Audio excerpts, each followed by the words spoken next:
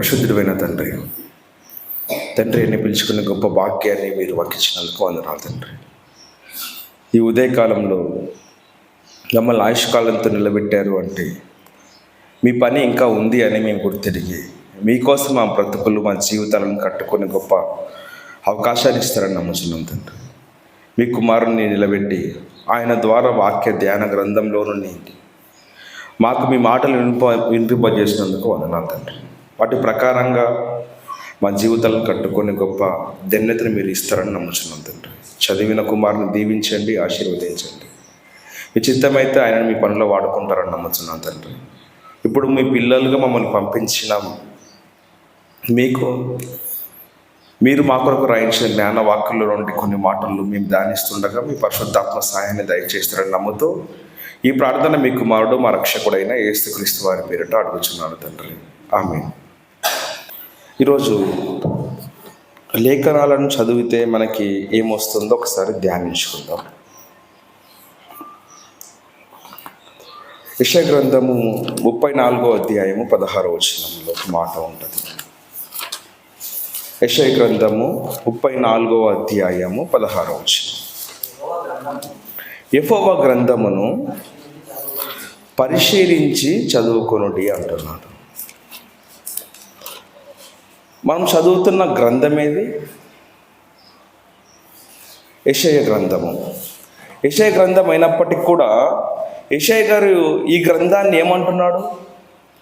యెహోవా గ్రంథమును పరిశీలించి చదువుకొనుడి అంటున్నాడు. రెఫరెన్స్ ఏమో మనకు యెషయా గ్రంథంలో ఉంది. యెషయా గారు మళ్ళీ చెబుతూ యెహోవా గ్రంథమును పరిశీలనగా చేసి చదువుకోండి అంటున్నాడు.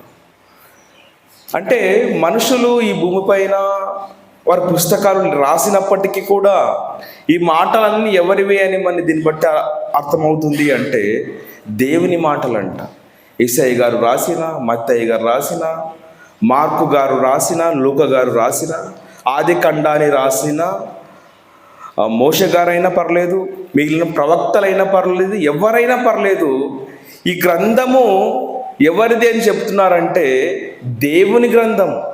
మేము ఖాళీ రాసామంతే. దేవుడు చెబితే వాటి ప్రకారంగా, దేవుని మాటల ప్రకారంగా మేము రాసామంతే. ఇది యెషయా గ్రంథం అని మీరు అనుకుంటారేమో అని, ఇది నా మాటలు కాదు, దేవుని మాటలే అని మనకు క్లారిటీ ఇస్తున్నాడు ఇక్కడ 16వ వచనంలో. యెషయా గ్రంథంలో 34వ అధ్యాయం 16వ వచనంలో యెషయా గారు ఏమని చెప్తున్నారంటే, నేను రాసినప్పటికి కూడా ఈ మాటలు నావి కాదు, నేను చెబుతున్నప్పటికి కూడా ఈ మాటలు నావి కాదు, ఎవరివి అంటే యెహోవా గ్రంథము అంటున్నాడు. మన చేతిలో ఉన్న 66 పుస్తకాలు కలిగిన ఈ గ్రంథంలో ప్రతి మాట కూడా మనుషులది కాదు, దేవునిది అంట. యెహోవా గ్రంథము, యెహోవా గ్రంథము, యెహోవా మాటలు అంటున్నాడు. అంటే ఇప్పుడు ఈరోజు మనకు వినపడుతున్న ప్రతి మాట ఒక వ్యక్తి ద్వారా మనకు వినిపిస్తున్నప్పటికీ కూడా ఆ వ్యక్తిని కాదు మనం చూడాల్సింది, ఆ వ్యక్తి నోటులో నుంచి వచ్చే యెహోవా మాటను. ఎందుకు అంటే యెషయా గారు చెప్తున్నాడు, నేను రాస్తున్నప్పటికి కూడా ఈ మాటలు నావి కాదు. అందుకోసమే మీరు ఏం చేయాలి? యెహోవా గ్రంథము, ఇది యెహోవాది గ్రంథము. మేమంతా కూడా సాధకులం అంతే. మేమంతా కూడా మీ దగ్గరికి దేవుడి మాటలు చేరువేసే ఒక పరికరం లాంటి వారం అంతే తప్ప ఈ మాటలు మావి కాదు అని యెషయా గారు క్లారిటీ ఇస్తున్నారు. యెహోవా గ్రంథమును పరిశీలించి చదువుకునుడి. ఎందుకు పరిశీలించి చదువుకోవాలి అని అంటే ఇంకో మాట చెప్తాం. ఇదే యెషయా గ్రంథము 28వ అధ్యాయము 13వ వచనంలో ఒక మాట ఉంటుంది. Very good. ఆజ్ఞ వెంబడి ఆజ్ఞ, ఆజ్ఞ వెంబడి ఆజ్ఞ, సూత్రము వెంబడి సూత్రము, సూత్రము వెంబడి సూత్రము, కొంత ఇచ్చట కొంత అచ్చట యెహోవా వాక్యము మీకు వచ్చును. మనం అనుకుంటాము ఆదికాండం నుంచి ప్రకటన గ్రంథం వరకు రాసిన ప్రతి మాట కూడా సీక్వెన్స్ వైజ్లో ఉంటుంది, లైన్గా ఉంటుంది అని అనుకుంటాం. కానీ ఇక్కడ మళ్ళీ యెషయా గారు ఈ మాట చెప్తూ కొంత ఇచ్చట కొంత అచ్చట. కొంత ఇచ్చట అంటే ఇక్కడ బైబిల్లోనే ఒక గ్రంథము. మనం అనుకుంటాము కొంత ఇచ్చట అనగానే ఆదికాండంలో కొంత, మత్తయిలో కొంత, ఆ విధంగా దేవుడు డివైడ్ చేశాడు అంతే తప్ప కొంత ఇచ్చట కొంత అచ్చట అంటే బైబిల్ను వదిలేసి వెళ్ళమని కాదు. ఇక్కడ జాగ్రత్తగా పాఠకులు గమనించాలి ఇవన్నీ కూడా. యెహోవా గ్రంథము మీకు ఏ విధంగా వస్తుంది అని అంటే కొంత ఇచ్చట కొంత అచ్చట రాయబడిందండి. కొంచెం క్రొత్త నిబంధనలో రాయబడితే కొంచెం పాత నిబంధనలో రాయబడుతుంది. ఈ విధంగా రాయబడిన ఈ గ్రంథాన్ని మనం ఏ విధంగా చదువుకోవాలి అంటే యెషయా గారు చెప్తూ పరిశీలనగా చదువుకోవాలంట. ఎందుకు ప్రభువా పరిశీలనగా చదువుకోవాలి? పరిశీలనగా చదువుకున్న వారు ఎవరైనా మనకు కనిపిస్తారని ఒకవేళ అడిగితే అదే గ్రంథకర్తలు మరొక దగ్గర మరొక మాట రాశారు. అపోస్తుల కార్యములు 17వ అధ్యాయం 11వ వచనం. వీరు తెస్సలోనికలో ఉన్న వారి కంటే గనులై ఉన్నారంట. ఎందుకు తెస్సలోనికలో ఉన్న వారి కంటే గనులై ఉన్నారు అని అంటే గనుక ఆసక్తితో వాక్యమును అంగీకరించారంట. పౌలును సిలాయును చెప్పిన సంగతులు అలాగున్నవో లేవో అని ప్రతిదినము లేఖనాలను పరిశోధించారంట. 14 పత్రికలు రాస్తాడు పౌలు గారు. ఆ 14 పత్రికలు రాసిన పౌలు గారు వచ్చి వాక్యాన్ని చెబుతుంటే ఒకవేళ నువ్వు రాంగ్ చెప్తున్నావేమని ధర్మశాస్త్ర గ్రంథాన్ని పరిశీలించారంట నాటి భక్తులు. ఎవరు వీళ్ళంటే బెరియా పట్టణస్థులు. ఎవరు చెప్పినా మనకు నమ్మకస్తులు చెప్పినప్పటికి కూడా మనం ఏం చేయాలా? పరిశీలనగా చదువుకోవాలంట. అదే మాట చెప్పి పౌలును సిలాయు చెప్పిన సంగతులు ధర్మశాస్త్ర గ్రంథంలో ఉన్నాయో లేవో అని పరిశోధించారంట. రెఫరెన్స్లు రాసుకున్నారంట. రాసుకున్న వాళ్ళు వీరు ఏం చేశారంటే పరిశోధించుచూ వచ్చిరంట. అందుచేత 12వ వచనం, వారిలో అనేకులు ఘనత గల గ్రీసు దేశస్థులైన స్త్రీలలోను పురుషులలోను చాలా మంది విశ్వసించారంట. పరిశీలిస్తేనే దేవుని నమ్ముతామంటున్నారు. ఇక్కడ మన జీవితంలో పరిశీలన లేకపోతే దేవుని నమ్మడానికి ఆస్కారమే లేదు. చదువుకున్న వారు కానీ చదువు లేని వారు కానీ. చదువు లేని వారు ఏం చేయాలంటే పలానా రోజు పలానా వ్యక్తి పలానా మాటలు చెప్పారు, ఆ విషయాలను మన పక్కల వాళ్ళు ఖచ్చితంగా చదువుకున్న వాళ్ళు ఉంటారు. వాళ్ళతో పాటు మనం ఏం చేయాలా? ఈ మాట కరెక్టేనా కాదా, ఆ విధంగా చెప్పాడా లేదా, నాకైతే రాదు చదువు, నీకు వచ్చు కదా ఒకసారి వివరించు అని మన పక్కల వాళ్ళని అడగాల. మాకు చదువు లేదు కదా, మేము పరిశీలించలేదంటే దేవుడు ఒప్పుకోడు ప్రియులారా. ఎందుకు ఒప్పుకోడు అంటే ఒక 1000 రూపాయలు మనం షాప్కి వెళ్తాము. 1000 రూపాయలు షాప్కి వెళ్ళి ఏదైనా సరుకులు తీసుకున్న తర్వాత మనం రిమైనింగ్ అమౌంట్ మిగిలిన అమౌంట్ ఖచ్చితంగా ఇస్తున్నాడా లేదని మనం ఏం చేస్తాం? ఖచ్చితంగా లెక్క చూసుకుంటాం. మనం 1000 రూపాయలు తీసుకెళ్ళాం కదా, 500 సరుకులు తీసుకున్నాం, మనకు చదువు రాదు, 1000 రూపాయలు తీసుకున్న తర్వాత వెళ్ళిపో అంటే మనం వచ్చేస్తామా?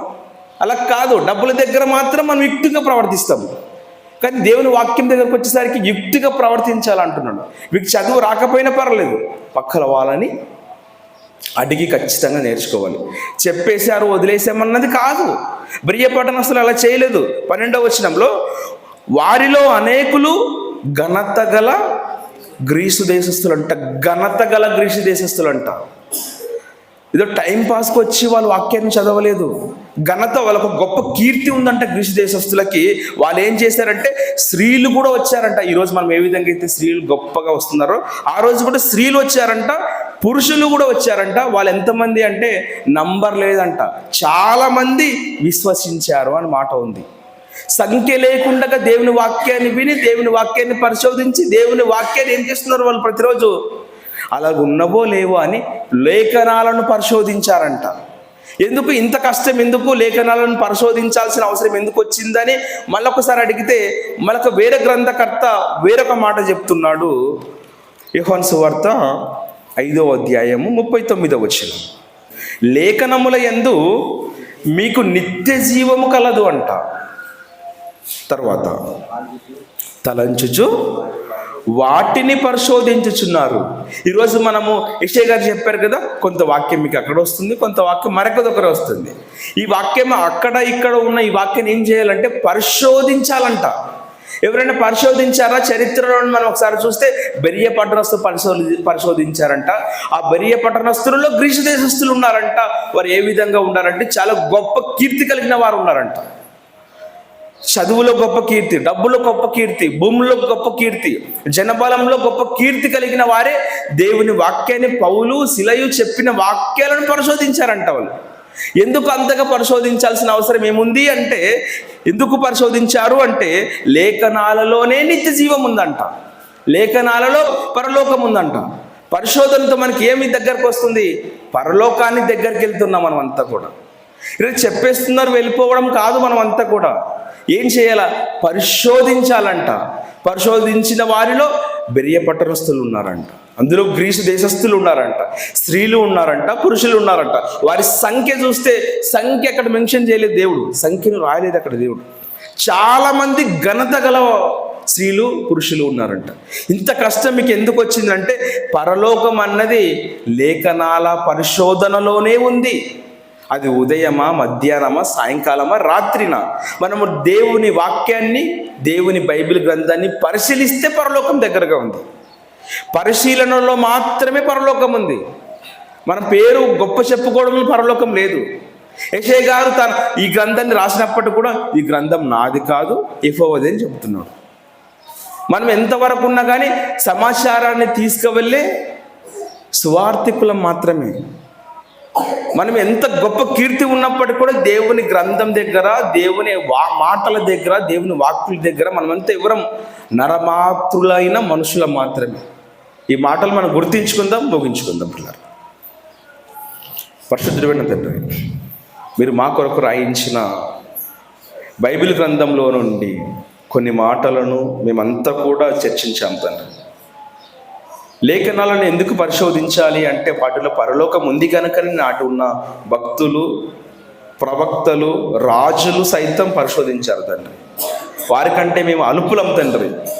భూమి పైన అలుపులుగా ఉండి ఎన్నికలుగా లేని మమ్మల్ని మీరు పట్టుకున్నారు తండ్రి. వీటిని బట్టి చూస్తే పరలోక ప్రకటన సువార్త యాత్రలో మా పని ఎంత ఉందో మాకు అర్థమవుతుంది తండ్రి. విన్న బిడ్డలంతా కూడా ఈ మాటలు ఇక్కడికే వదిలేకుండా వారి జీవితాలకు ప్రతి మాట మెట్టుగా భావించి వాటి ప్రకారంగా లేఖనాలను పరిశోధించాలని ఆ మనసు మీరు ఇస్తారని నమ్ముతున్నాను తండ్రి.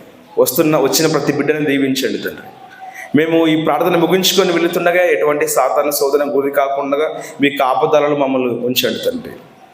ఈరోజు జరుగుతున్న ఆరాధన కూడికలో కూడా మీకే మహిమకరంగా ప్రతిదీ కూడా జరుగులాగున చూడండి తండ్రి.